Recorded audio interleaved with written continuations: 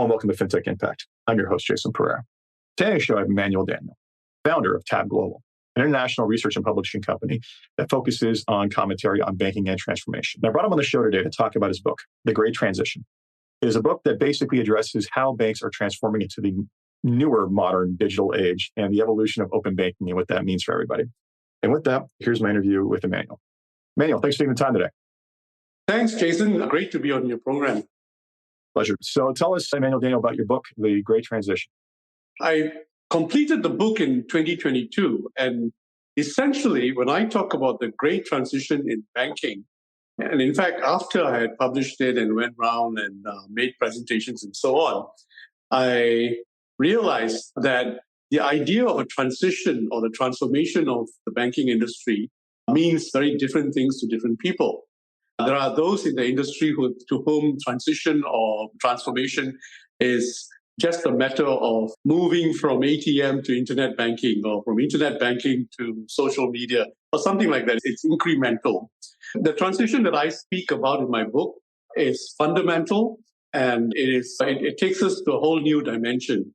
In order to explain that transformation in the simplest possible manner, I start the book with just asking the reader to think about how the ice industry transformed being something that you saw out of the lakes, Boston or whatever the northern cities are, put it on ice-drawn carriages and take it into the city to what ice is today, which is you produce it when you want it and how you want it. Now, by using that analogy, I'm saying that, in fact, the title of my book is The Great Transition, The Personalization of Finance is Here. So what I'm saying is that we are now arrived at where the entire intermediary function of financial institutions is under threat. And that's because the technologies today exist for individuals to transact with each other. And the technologies also are coming into shape where businesses like payments can look very different when it's tokenized and it's personalized. And so the transformation I'm talking about is not just from core banking to cloud and from cloud to AI and stuff like that, which is pretty much what's happening in the industry. What I'm asking the industry to do is to think about the general direction of where the industry is going, how the first principles of finance are being rewritten. And it's interesting that about a year into having published the book, I begin to be able to see a congruence or coming together between decentralized finance and traditional banking. And I think that that's a much more concrete description of the transformation that I discussed in the book. And so the first principles in the book, they all remain up to today. And in fact, they're being validated as we see the transformations coming on stream. In fact, like what's happening today, central banks in several countries are preparing their respective domestic banks to digitize and to tokenize their deposit business, something that was unbelievable just a few years ago. And so we are already arriving at the frontiers of what finance will look like. Now, all of that will have an impact on how traditional banks will need to be run and the matrix by which they will be measured for performance, for infrastructure, and how they relate to their customers. For the most part, the book deals with technical issues that bankers need to be worried about, but I've endeavored to deliver it in the simplest possible way and looking at allegories and parallels from other industries and how that's applied to the future of finance. Okay, so a lot to unpack there. A lot to unpack, but we'll get to a lot to unpack. Yes, we'll get to a couple of key points. So tell me about your background first, and then tell me about what inspired you to write the book. I graduated as a lawyer and then spent 10 years trying to figure out what exactly would catch my passion. And then I started something called the Asian Banker out of Singapore and used that as a platform to meet just as many chairmen and CEOs of banks, ministers of finance. And so I spent, and this was in 1996. So I've now been 26, 28 years of going around the world, literally, meeting people in leadership positions in the banking industry. So the business itself has broadened out. We do a lot of consulting, research. We run training programs. We run study tours, a whole range of stuff. And a lot around traditional banking, And then somewhere in the 2000s, I started to think about what the future of the industry will look like. So the book is, in a way, a culmination of my own professional development and challenging myself to look at the industry from the outside in. And especially when you generate revenue from traditional banks, sit alongside them and talk about the things that they're working on, it's very easy to be caught up with incumbency and to see the industry from the inside out and think that you'll be able to harness the changes and tame it for the industry as it is. In a way, it's like what's happening to the EV car industry. How the incumbents, the Volkswagen and the Ford, thought that they could curate the transformation into at their own time, in their own pace, in their own way. But now we find that an entire industry has evolved and is upon them. And there are new players that didn't exist just 2 years ago, which are now dominating the marketplace. That is the kind of transformation that I'm thinking about in finance. And there's a whole lot of things happening, and we do need to structure this conversation so that we catch a few of those transformational issues that banks need to face up to. And one of the things that is very much on my mind right now is how the rules of decentralized finance are beginning to dictate how traditional banks should be run. So when we think about a traditional bank, we're thinking about batch processing, core banking systems that sit on mainframes, evolution times that are 6 months to 2 to 4 years for product development and all of that. And then when you look at the characteristics of the crypto industry or the decentralized finance industry, you're talking 24/7, complete liquidity, availability of liquidity at all times, totally unleveraged asset base, and applications being developed on them by thousands of users around the world. We've now come to a point where all of these issues that traditional bankers need to deal with, and the current existing infrastructure doesn't allow them to. And so we need to think about a transition that's involved in making to embed in embodying the new rules of finance that are coming on stream. Okay. So basically, you touched upon a number of things. All right. Let's go back and describe what this transition is. If you were to give it in like the core bullet points, what are the core bullet points of what this transition means? The first core bullet point really is that the end user of finance is being empowered. So if you take crypto, the beauty of crypto is not that Bitcoin can go up to $60,000. The beauty of crypto is anyone can design a crypto and launch it and issue it and put it out there for anyone to accept. Now, the fact of whether or not a crypto launch will be successful is dependent on who you are, whether your friends trust you, and what sort of valuation that they would give after you. And in the early days, of course, it also meant that a number of role players can go out there, and that's what we saw with Sam Bankman-Fried, for example. He puts out a crypto, he gives it a valuation of $187 or something like that, and the market actually believes him. So we are in the early days of the individual, the end user of finance, being able to decide how he wants to interact with everybody around him. And what that means is that the whole business of intermediation has to be re-engineered, and what the roles that banks play have to be re-engineered.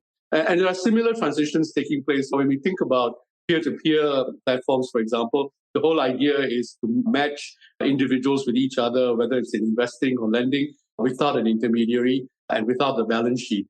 And all of that had its early phases, but now with AI and a lot more data being processed, it's going to take a life of its own. So the first bullet point really is that the end user of finance is being empowered in a way that was never thought possible before. And then related to that comes all of the other bullet points, and that is, how should the financial institution be configured? And right now, financial institutions see themselves as purveyors of products that they try and sell to the end user, financial products. And all of these products are intermediary products, funds, deposits. You give it to us, we look after it for you, we add value, and we return it to you with a profit. But a lot of that now is able to be managed by the individual. As that evolves, the whole idea of product itself has to be reconfigured, rethought through.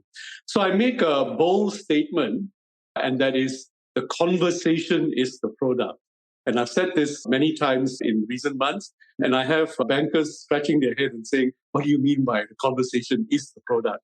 So what I'm saying to bankers is that you think that your fund or your deposit product or your structured deposit is the product.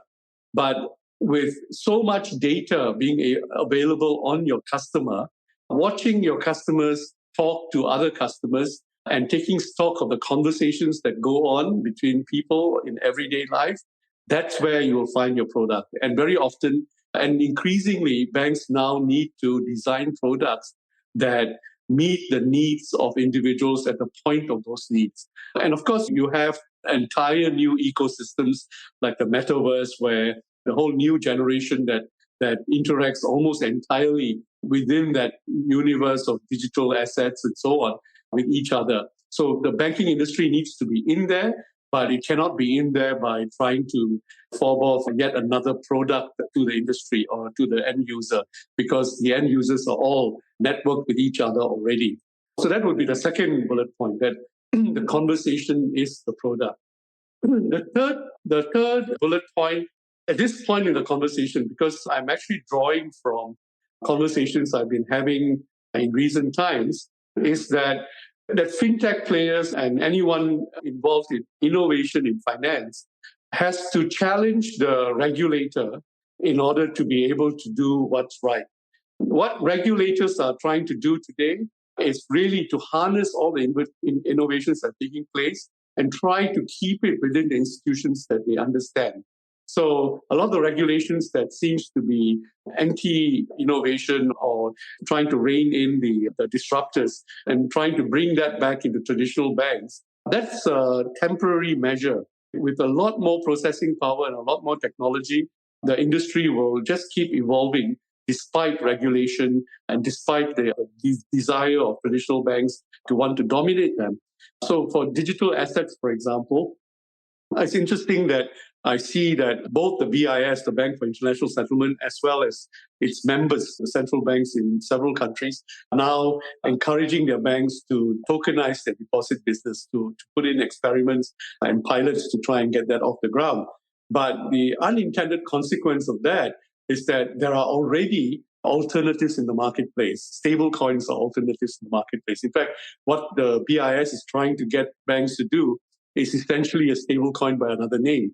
And there are other players, exchanges, cold wallets that are already available out there. The fact that central banks and regulators are trying to only harness technology to be run by the banks as we know them to be, I don't think that's going to hold very, very well for very long. So that would be the third bullet point, and that is that innovation cannot be structured and curated by regulators for too long. And there are other bullet points that I can go on to, but I think that these are topmost in my mind because of what's going on around the world today. All right, so if I'm going to sum it up, I'm going to say that, frankly, a lot of what you're saying is basically largely driven by crypto as a concept. Whether, as for the execution of it, we can debate exactly where that's happening or how it's going to happen. We can talk about that in a moment. But really, I think there's two real themes. I think these three real themes are overlapping. One is the creation of the option for peer-to-peer finance effectively in a secure manner. Two is the further move towards, I'd say, the further commoditization of products in general. And now the alternative, the need to service consumers by actually listening to consumers is actually greater, and they cannot be as generic. So you have the customization of finance trend. And then the last one is the regulatory challenges and wrapping their head around all this, which has been a problem around the world. But in fairness, they exist for a reason. They exist to protect consumers. You can argue that there's regulatory capture that protects incumbents. But at the end of the day, if things go wrong, the pitchforks come out and they go to their house, to the regular houses, not to the crypto houses. So that's the reality. Everybody loves the idea until people lose money, and then they wish the regulators had a time machine. So it's a big challenge. Okay. Very good. Actually, I want to add one more point. All your points are valid. The fourth bullet point really would be that the banking industry totally missed out the API revolution, in my view. Today, banks have a different tone in the way in which they work with their API partners. When you look at what APIs were meant to be, if you look at the software companies, the whole idea is that any of their end users can interact with them and build their own APIs at the user end. Whereas in the early days of the API revolution with banking, banks tended to treat APIs almost like a patch solution vendor, I call them, meaning that you interact with us in order to be able to help us solve some of our initial problems. And then they realized that the customer wants greater control over how they interact with the banks to build their own interfaces and so on. And then in payments especially, that's become an important part of being a successful payment player. That is, to what extent you allow your end user to design their own interfaces. So banks are beginning to work with their API players better, but a lot is happening on that front, which has gone ahead of the banking industry.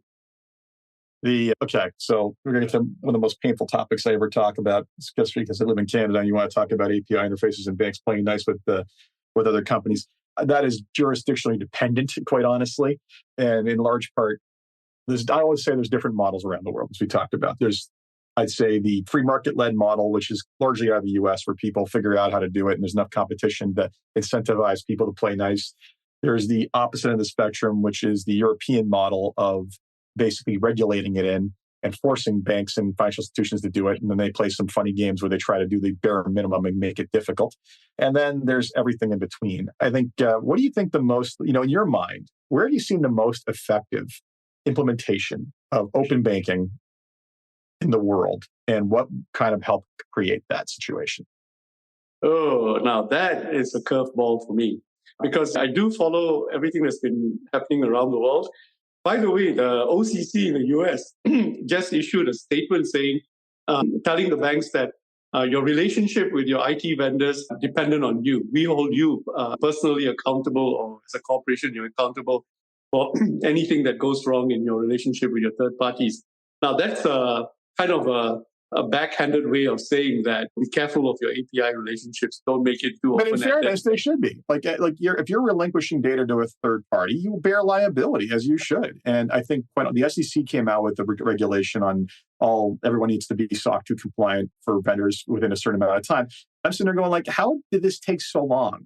I will say in the American system, I feel that the privacy laws are not as stringent.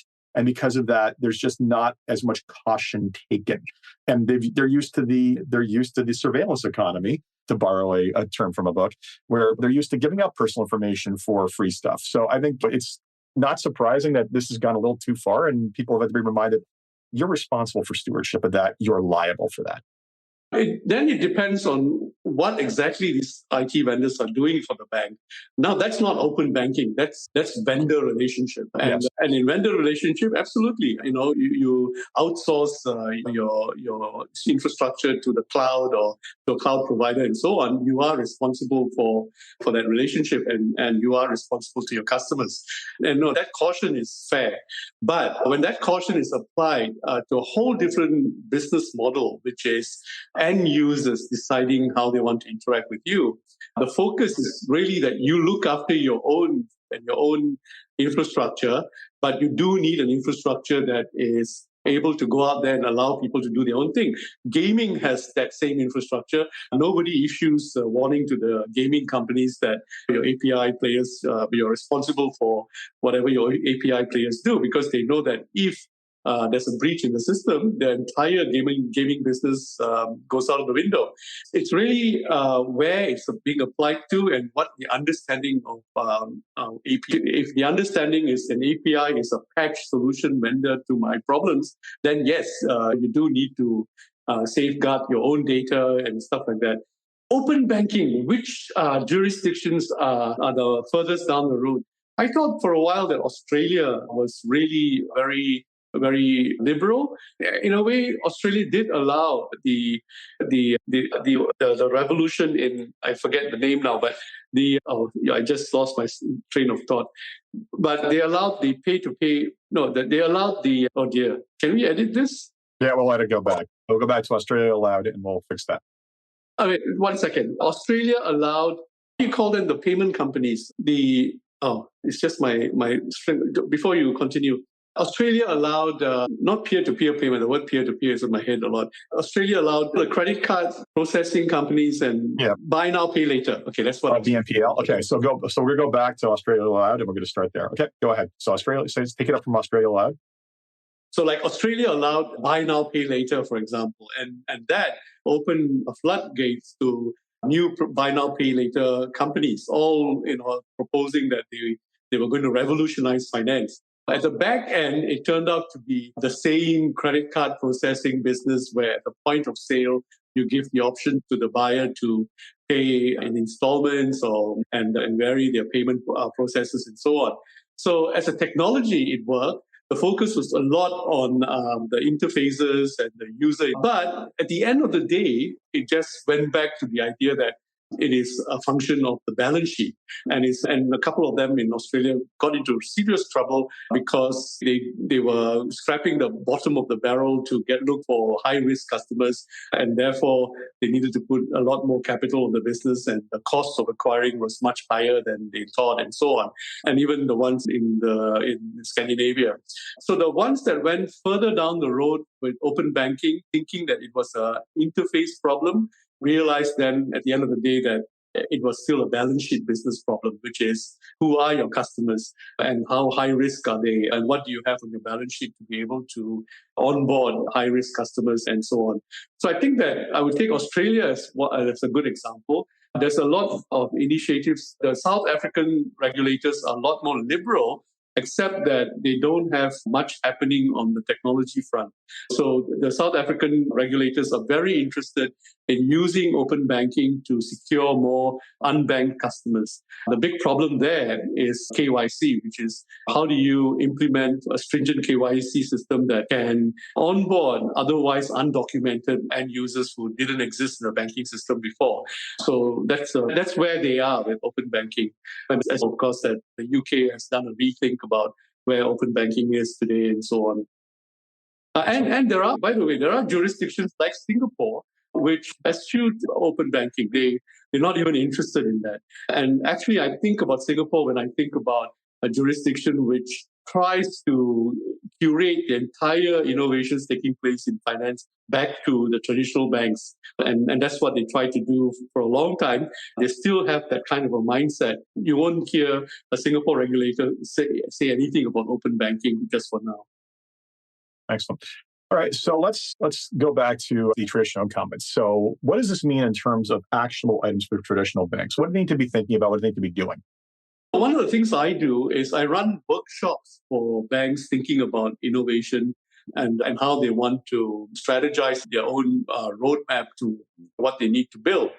And then I find that banks in very different phases of their own innovations, and also it depends on the marketplace. If it's a marketplace where there's a large percentage of unbanked customers, then innovation just simply means creating a digital bank and making your KYCs work in such a way as to onboard as many customers as possible. So that alone can take a bank or a country 3 to 5 years before they're ready to take on to the next level. And then in much more mature markets, it's really to broaden out the asset base of your customer from basic deposits to digital assets and alternative assets, a lot of them digital that are coming on stream right now. And so it's more of a wealth management type problem that they're trying to deal with. And how do you deal with wealth management customers who are much more self-directed in terms of their asset management and their wealth management? So I seem to be dealing with very different customer bases. And there is one client, one bank that is quite small in the country and not the smallest, but not the largest either. And they have decided to go on looking at small business banking. And there, a lot of the work has to be on supply chains, working out how the supply chains flow between manufacturers and distributors in the country for specific businesses and how they can dominate that industry because the big players haven't figured it out or there's a need that needs to be met. But in every of these instances, I start by telling them that just remember this, the end user has greater options today, and the number of options he has is growing. You cannot have a business model that tries to dominate the relationship or tries to be an intermediary for being an intermediary's sake. There has to be another value that you're providing. So when I say things like the conversation is the product, I'm saying to them, pay attention to areas that you're not making money in today. Things like creating platforms where your end users are talking with each other or giving you feedback, which give you a broader perspective of what they're thinking. And the more you collect that data, the more relevant you can become to them. And don't think about the products for product's sake, or even configure your business to be successful on a product basis. So these are some of the conversations that I am having with banks that I run workshops with and stuff like that. Now that's for today. And among the digital banks, I think that around the world, what I'm seeing is that the countries that have opened licenses for digital banks, in places like Hong Kong, for example, which is now 3 years down the road with 8 new digital banks, none of them even making a scratch or a dent on the deposit base of the incumbent large banks in the country. And then I think that they need to be rethinking what the future will be. And so some of the ideas that I have in my book are relevant to digital banks if they're going to be game changers going into the future. Excellent. All right, so we're going to wrap it up with 3 questions, and on a positive note, make you think I asked everyone. I'm going to modify some of them a little bit because you're not a fintech founder. So if you had one wish for something to change in industry as a whole, what would it be? Arrogance. Oh, no kidding. If there was one wish it's one thing that I wish that will change in the industry as a whole is there's a sense of understanding, in thinking where the future will be. I'm not sure if that's the answer that you're looking for. But in terms of technology, the things that are changing, data, analytics, and all of that is changing. But I think that presumptuousness is, the one biggest disease in the finance industry. So that's the first thing that came to my mind. Awesome. All right. Second question is basically, in your career, what's been the biggest challenge in getting to where you are today? The biggest challenge to being where we are today, where I am today, has been in... What was the biggest challenge? The biggest challenge has been and I think that a lot of the fintech players will identify with this, which is that understanding what people are willing to pay for, whether it's a bank or a customer. A lot of what I've been talking about are conceptually very good, except that what exactly are customers willing to pay for? And getting that right is very important. And I think that a lot of your fintech listeners would subscribe to that. Okay. The last question I have for you is, what excites you about what it is you're working on and keeps you getting out of bed every morning to keep on fighting the good fight? The future, in fact, that's what I've morphed into. I see myself as a futurist. And I started with finance, banking, which is the industry I come from. But you'll also find in my book, I talk a little bit about geopolitics and how nation states do things in moments of distress and crisis. And that becomes the defining character of the next phase. So I'm looking for inflection points in the industry or in society as a whole. So if you ask me what makes me wake up in the middle of the night and think of something a lot more deeper, inflection points. For example, in the payments industry, will the US dollar lose its dominance as a global reserve currency? When will the Chinese renminbi ever take off and stuff like that? A lot, and also like cryptocurrencies. How is the SEC regulating digital assets, or how do they define crypto? Stuff like that. Now, those are prosaic to me. What I look for in all of this are inflection points, and inflection points in finance, and it has been proved for the last 300 years that they always happen in points of crisis. The Bank of England was formed to fund the war. And the Federal Reserve Bank in the US was finally created in 1917 or something, in 1911, after 1907 crisis. The way in which the industry moves and society as a whole moves, we look for those inflection points. And there are inflection points coming on stream. So in the last chapter of my book, for example, I talk about the next banking crisis. And I try to draw a scenario of what it will look like. And I think that it will be a lot more digital, a lot more ephemeral.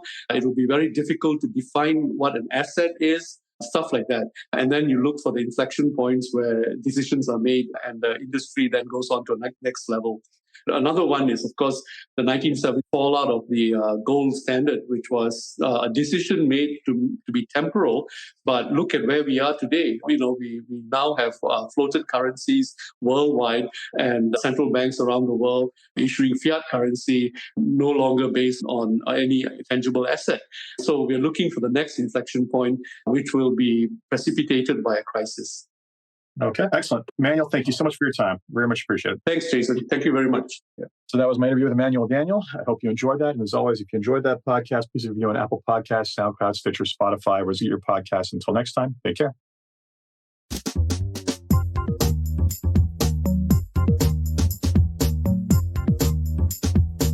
This podcast was brought to you by Woodgate Financial, an award-winning financial planning firm catering to high net worth individuals and their families. To learn more, go to woodgate.com. You can subscribe to this podcast on iTunes, Stitcher, and Google Play, or find more episodes at jasonpereira.ca.